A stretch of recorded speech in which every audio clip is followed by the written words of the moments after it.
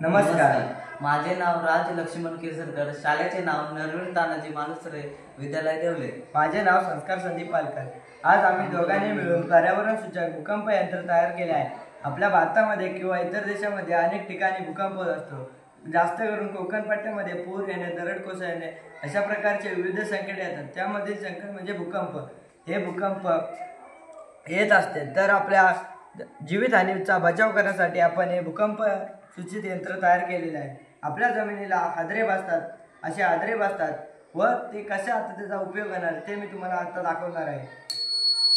ह्या अशा प्रकारे आपल्या जमिनीला हादरे बसतात व ह्या अलाराम आपल्याला असं सूचित करू शकतो. आपल्या भागातील काही माणसं इत्यादी कामामध्ये व्यस्त असतात. ह्या अलारामाचा आवाज ऐकण्याच्या वेळेस झोपलेले असतात. तर ह्या अलारामाचा आवाज ऐकल्यानंतर ते जागृत होऊन इत्यादी सुरक्षित ठिकाणी जाऊन ते बसू शकतात व ज्या ठिकाणी भूकंप आला त्या ठिकाणाची जीवितहानीचा बचाव करू शकतो. या अशा प्रकारे आपले भूकंप सूचित यंत्र हे आपल्या गरजेचे आहे व आपले देशातील किंवा इत्यादी देशातील आपण जीवितहानीचा बचाव करू शकतो. धन्यवाद.